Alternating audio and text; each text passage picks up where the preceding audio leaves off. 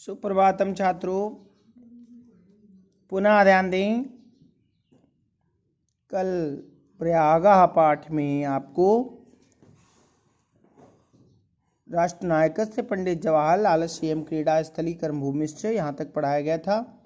आज पुनः आपको आगे उसी के लिए चलते हैं। राष्ट्रभाषा हिंदी प्रचारे संलग्नम हिंदी साहित्य सम्मेलनम अत्र स्थितम अत्रैव च अनेक सहस्र संख्यै देश विदेश विद्यार्थिभिः परिवृताः विविध विद्या पारंगतैः विद्वद्वरेण्यैः उपशोभिता च प्रयाग विश्वविद्यालयः भरद्वाजस्य प्राचीन गुरुकुलस्य नवीनम रूपमिव शोभते। ध्यान दें, राष्ट्रभाषा हिंदी के प्रचार में लगा हुआ हिंदी साहित्य सम्मेलन यहाँ स्थित है। यहीं पर कई लाख कई हजार की संख्या में देश विदेश के विद्यार्थियों के द्वारा घिरा हुआ अनेक प्रकार की विद्याओं में पारंगत विद्वानों के द्वारा शोभायमान प्रयाग विश्वविद्यालय भरद्वाज जी के प्राचीन गुरुकुल के नवीन रूप में शोभायमान है। पुनः एक बार देख लें। राष्ट्रभाषा हिंदी के प्रचार में संलग्न हिंदी साहित्य सम्मेलन यहीं स्थित है और यहीं पर कई हजार की संख्या में देश विदेश के विद्यार्थियों के द्वारा घिरा हुआ अनेक प्रकार की विद्याओं में पारंगत विद्वानों के द्वारा शोभायमान प्रयाग विश्वविद्यालय भरद्वाज जी के प्राचीन गुरुकुल के नवीन रूप में शोभायमान है। स्वतंत्रे अस्मिन् भारते प्रत्येकं नागरिकाणां न्याय प्राप्ति अधिकार घोषणामिव कुर्वन् उच्च न्यायालयस्य नगरस्य प्रतिष्ठां वर्धयति। स्वतंत्रता के इस स्वतंत्र भारत के में प्रत्येक नागरिक के लिए न्याय प्राप्ति की अधिकार की घोषणा करता हुआ उच्च न्यायालय इस नगर की प्रतिष्ठा को बढ़ा रहा है। पुनः देख लें, इस स्वतंत्र भारत में प्रत्येक नागरिक के न्याय प्राप्ति के अधिकार की घोषणा करता हुआ उच्च न्यायालय इस नगर की प्रतिष्ठा को बढ़ा रहा है।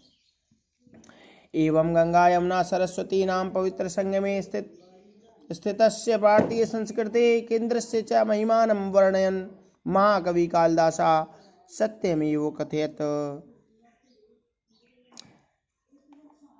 इस प्रकार से गंगा और यमुना तथा सरस्वती के पवित्र संगम में स्थित भारतीय संस्कृति के केंद्र की महिमा का वर्णन करते हुए महाकवि कालिदास ने सत्य ही कहा है। क्या कहा है आप समझें श्लोक के माध्यम से कि समुद्र पत्न्योर जल सन्निपाते पूतात्मनामत्र किलाभिषेकात् तत्त्वावबोधेन विनापि भूय तनोत्तजाम नास्ति शरीर बंधा।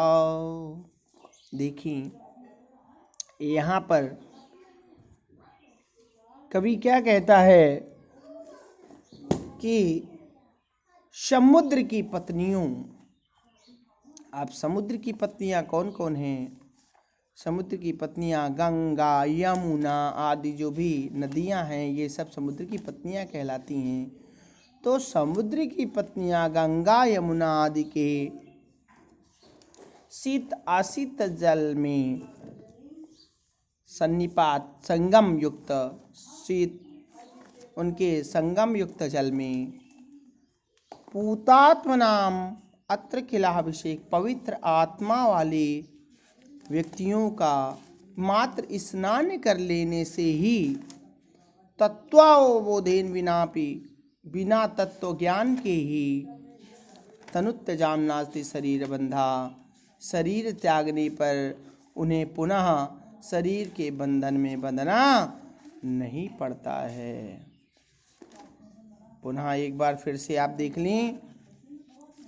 समुद्र की पत्नियां अर्थात गंगा और यमुना तो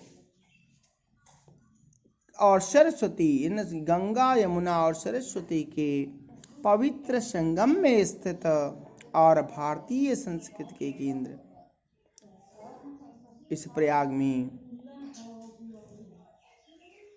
समुद्र की पत्नियों, दोनों पत्नियों गंगा और यमुना तथा सरस्वती के संगम युक्त जल में स्नान करने मात्र से पवित्र आत्मा वाले व्यक्तियों को तत्व ज्ञान के बिना ही शरीर त्यागने पर पुनः शरीर के बंधन में बंधना नहीं पड़ता है।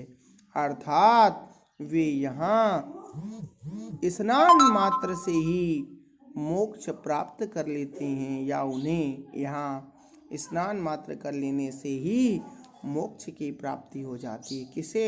पवित्र आत्मा वाले व्यक्तियों को, ना कि पापी आत्माओं को। ठीक।